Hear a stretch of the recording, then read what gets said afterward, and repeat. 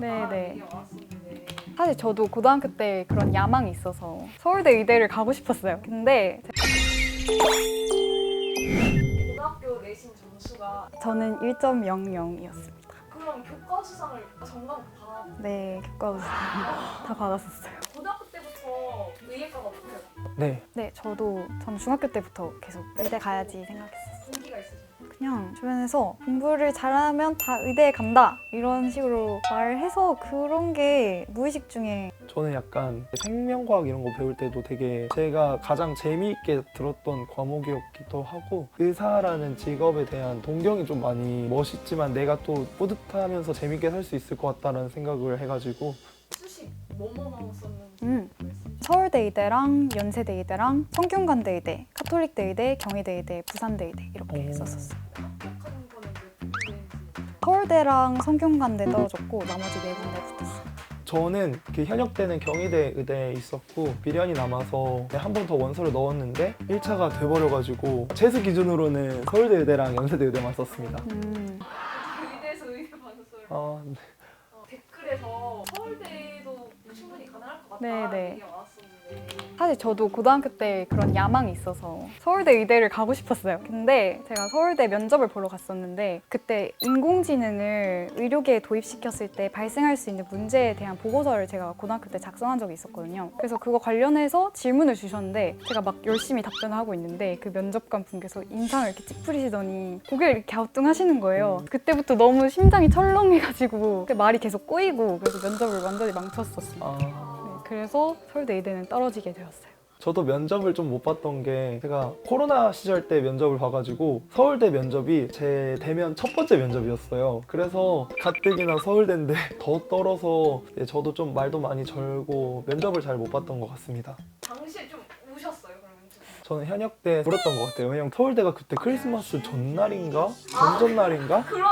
났는데 제가 그때 하루 이틀은 아예 안 나가고 방에서 많이 슬퍼했던 것 같아요. 그래서 그때 제가 뭘 잘 못 먹어가지고 이렇게 생겼지만 그때 제가 뭘 많이 못 먹어서 엄마가 걱정을 너무 많이 하셔가지고 경희대 의대도 떨어질까봐 엄마가 그 전에 먹이셨어요. 그러니까 경희대까지 떨어지면 얘가 진짜 안 먹고 죽어버릴 수도 있겠다 그래가지고 울지는 않았고요. 왜냐면 연세대 의대도 의대 중에서는 거의 탑이고 저는 면접 막 보고 나왔을 때 다시 내가 면접장에 들어가도 이 이상 잘할 수는 없을 거야 라는 생각이 들어서 막 그렇게 아쉽거나 하진 않았어요.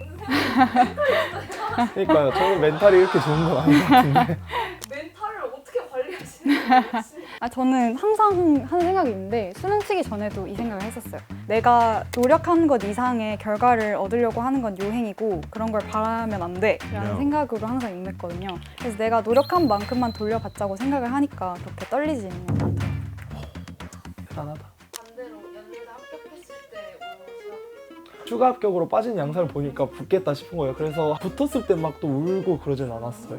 저는 안 울었는데 저희 언니가 울었어요. 오. 떨어지는 것도 사실 별 생각이 안 들었고 붙는 것도 별 생각이 안 들었던 게 제가 쓴 대학들 중에서 한 군데에는 무조건 붙겠지 하는 확신이 있었거든요. 그래서 별로 울진 않았던 것 같아요. 저는 면접 볼 때 진짜 뻔뻔해야 된다고 생각해요. 제가 이렇게 답변을 하다가 "헉, 내가 틀린 것 같아 라는 생각이 드는 순간이 있잖아요. 근데 그 생각이 들더라도 무조건 내가 맞다는 자신감으로 꽉 차서 지금 내가 말하는 게 맞고 면접관님들 생각이 틀린 거예요. 약간 이런 태도로 계속 일관하면 그래도 그 자신감이 도움이 되는 것 같습니다. 저희는 재시문 면접이었어가지고 이제 문제가 뭐를 구하시오라고 이렇게 딱 나와 있었어요. 근데 제가 그걸 연습할 때 친구가 저의 면접 준비를 도와주는데 제가 너 자꾸 답변할 때 다른 데로 세고 있다 하면서 너무 부연 설명이 장황해지니까 이 핵심적인 걸 계속 놓치고 이러더라고요. 그래서 어떤 걸 답하라고 했는지를 조금 확실하게 체크하고 뭘 구해서 뭘 답변해야 되는지를 정리를 했던 것 같습니다.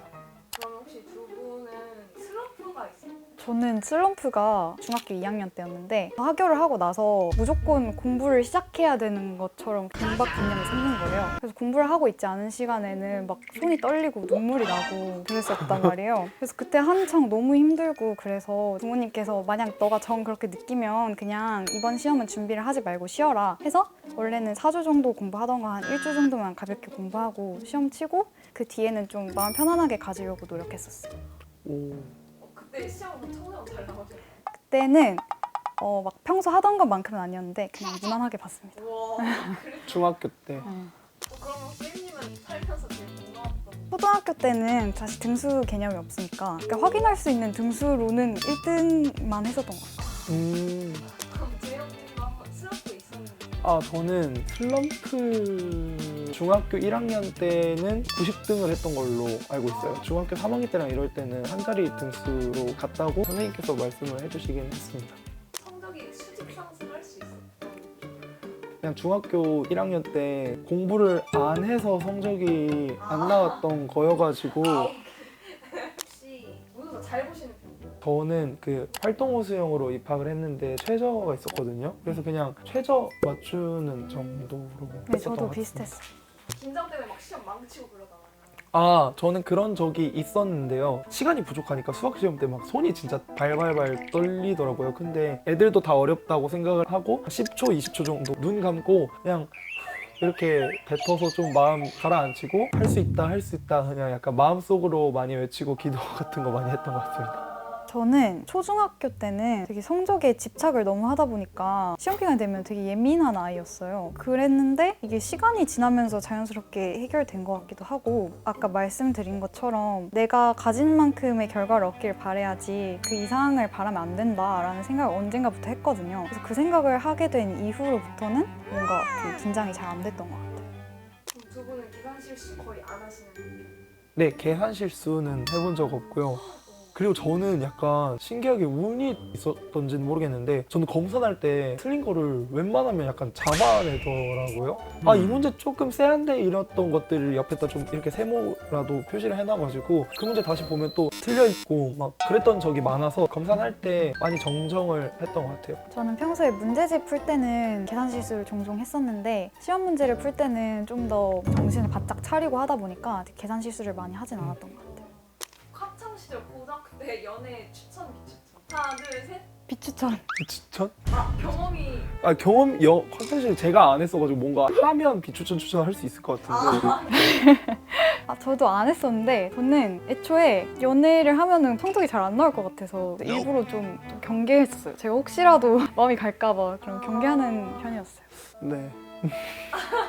혹시 공부하기 싫을 땐 뭐 하셨어요? 저 그냥 막 노래방 가는 거 좋아해서 노래방 가고 친구들이랑 밥 먹고 사실 저는 공부 자체가 하기 싫었다기보다는 이 과목이 하기 싫다 이랬을 때가 많아가지고 국어 공부하기 싫으면 수학 공부하고 약간 이런 식으로 많이 했었어요. 저는 공부가 하기 싫으면 진짜 멋진 식사를 오랫동안 하면서 좀 쉬어야겠다. 애들이랑 다 같이 마라탕 먹으러 가서 거기서 좀 떠들다가 오고 그리고 학교에 있을 때는 공부가 하기 싫으면 제가 무서운 걸 되게 좋아해가지고 애들끼리 무서운 얘기하면서 스트레스 좀 풀고 그렇게 했었어요. 공부의 원동력은 뭐였어요? 어떻게 하면 그렇게 열심히 할 수 있어요? 처음에는 칭찬받는 게 좋기도 하고 내가 잘했을 때 오는 성취감이 있잖아요. 그런 것 때문에 시작을 한 것 같은데 나중에 가서는 이게 그냥 습관이 돼서 나는 열심히 하는 사람이야 라는 생각을 가지고 살았던 것 같아요. 저는 계속 1, 2등을 하니까 약간 외부에서 주는 시선 같은 것도 나는 이거를 해야 되는 사람이겠거니 라는 것도 어느 정도 있었던 것 같아요. 그래서 막 의대생들 브이로그 이런 것도 많이 보고 그러면서 진짜 열심히 해야겠다라고 생각을 많이 했었던 것 같아요. 두 분 다 이제 가고 싶은 과 결정하는 건지. 근데 저는 아직 잘 모르겠어요. 저도 막연하게는 정신과라고 생각은 하고 있는데 사실 본과 가면은 생각이 많이 바뀐다고들 하더라고요. 그래서 본과 가봐야지 알 수 있을 것 같아요. 지금 고등학생분들 한창 내신 준비 기간이라서 많이 힘드실 텐데 열심히 하셔서 좋은 결과 있으셨으면 좋겠습니다. 그럼 저희는 여기서 인사드리도록 하겠습니다. 구독! 좋아요, 알림 설정까지 해주세요. 안녕. 혹시 두 분 MBTI 어떻게 되시나요? 저는 지금은 INTP인데 고등학생 시절에는 ISTJ였어요. 저는 ENFP였던 적도 있고 지금은 INFJ가 나오더라고요. 공부에 관련해서는 J인데 그 외의 것들은 사실 P인 것 같고 뭘 중점적으로 하느냐에 따라서 달라지는 것 같아요.